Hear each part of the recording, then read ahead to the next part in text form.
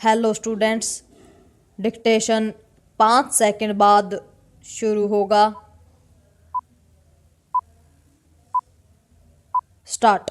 महाकुंभ में भगदड़ मचने से 30 श्रद्धालुओं की मौत ने पुनः यह प्रश्न खड़ा कर दिया कि आखिर अपने देश में भारी भीड़ वाले आयोजनों में जानलेवा हादसे क्यों होते रहते हैं। Question mark. प्रयागराज में मेला क्षेत्र में रात 2 बजे के करीब भगदड़ इसलिए मच गई क्योंकि बड़ी संख्या में श्रद्धालु उमड़ आए।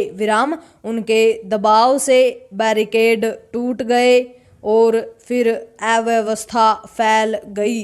इसके चलते लोग एक के ऊपर एक चढ़ते गए और आपाधापी में उन्होंने उन लोगों को भी कुचल दिया जो मौनी अमावस्या पर संगम में डुबकी लगाने के लिए शुभ घड़ी की प्रतीक्षा कर रहे थे।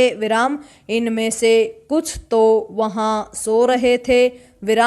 जब प्रशासन इससे अच्छी तरह अवगत था कि मौनी अमावस्या पर करोड़ों श्रद्धालु आएंगे, तब उसने उन्हें संगम तट पर रुकने और सोने से क्यों नहीं रोका। Question mark. जब श्रद्धालुओं की अथाह भीड़ आनी थी तब लोगों को संगम तट पर प्रतीक्षा करने और विश्राम करने की अनुमति नहीं देनी चाहिए थी, क्योंकि इससे भीड़ का अनावश्यक दबाव बढ़ता।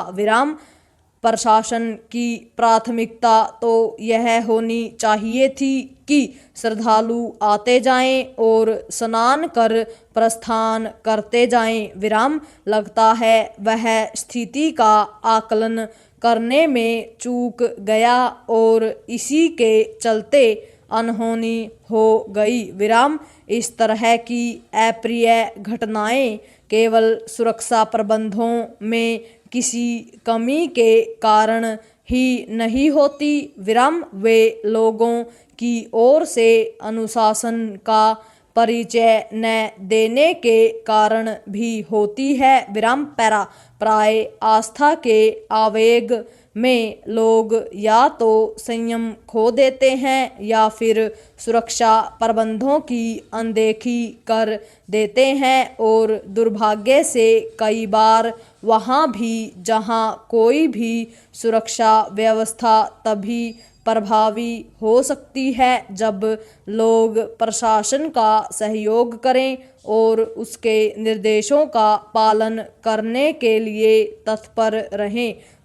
काश महाकुंभ पहुँचे सभी श्रद्धालु यह समझ पाते कि मानव इतिहास के सबसे बड़े धार्मिक आयोजन में उन्हें श्रद्धा भाव के साथ ही अनुशासन भाव का भी परिचय देना होगा। जब भी इसका अभाव व्याप्त होता है भगदड़ जनित घटनाएं हो जाती हैं। यह पहले से संभावित था कि मौनी अमावस्या पर महाकुंभ में 8-10 करोड़ श्रद्धालु आ सकते हैं। इतनी तो अनेक देशों की कुल जनसंख्या भी नहीं। महाकुंभ में भगदड़ के बाद जिस तरह आसपास के जिलों से आ रहे वाहनों को रोकना पड़ा और श्रद्धालुओं से भरी ट्रेनों को रुक रुक कर चलाना पड़ा, उससे यह भी रेखांकित हो रहा है कि जब भीड़ प्रबंधन एक कठिन और चुनौतीपूर्ण कार्य दिख रहा था, तब ऐसे किसी संदेश के प्रचार प्रसार से क्यों नहीं बचा गया कि महाकुंभ में स्नान की सबसे पावन बेला मौनी अमावस्या ही है। Question mark. यह राहतकारी तो है कि भगदड़ के बाद स्थितियां नियंत्रण में कर ली गई, लेकिन जो अनहोनी हुई उससे सही सबक सीखने अनिवार्य हैं। पूर्ण विराम।